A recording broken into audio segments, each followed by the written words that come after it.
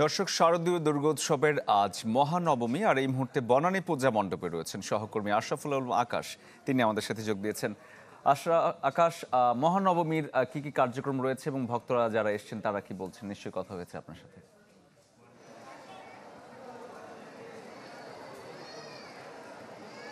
শরীফ, মূলত আজকে যে হিন্দু ধর্মাবলম্বীদের সবচেয়ে বড় ধর্মীয় উৎসব সেটি দুর্গাপুজো। আর আজকে মহানবমী বলা যায় একদম শেষ মুহূর্তে এসে পৌঁছেছে।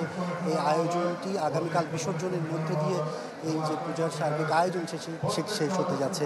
এখন যেখানে আমি আছি সেটি হচ্ছে বনানী পূজা মণ্ডপ। প্রতিবারের মতো এবারও কিন্তু এখানে বর্ণাঢ্য আয়োজন করা হয়েছে এবারের দুর্গাপুজোকে ঘিরে। আপনি দেখতেই পাচ্ছেন যে এখানে যে দুর্গাপুজোর আয়োজন সেটি ইতিমধ্যে কিন্তু আজকে যে নবমী পুজো, সেই নবমী পুজোর যে সার্বিক কার্যক্রম সেটি এখানে হচ্ছে। মূলত যদি আমি বলে রাখি যে সনাতন ধর্মমতে নবমীর পুণ্যতিথিতে অশুভ শক্তির বিনাশ ঘটিয়ে বিশ্বের শুভ শক্তির প্রকাশ ঘটিয়েছিলেন দেবী দুর্গা।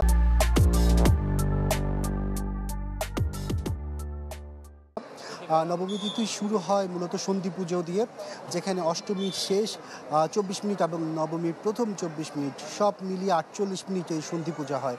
মূলত দেবী চামুণ্ডার পূজা করা হয় এই সময়।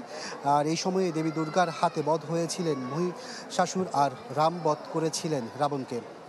তাই নবমী রাতেই মণ্ডপে মণ্ডপে বিদায়ের ঘণ্টা বাজে।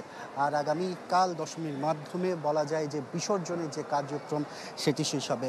আর যদি বলে রাখি, কিছুক্ষণ আগে কিন্তু এই মণ্ডপে ডিএমপি কমিশনার এসেছিলেন। তিনি এখানে যারা ভক্তরা আছেন তাদের সাথে কিন্তু শুভেচ্ছা বিনিময় করেছেন এবং নিরাপত্তার যে বিষয়টি সেটি কিন্তু তিনি নিশ্চিত করেছেন।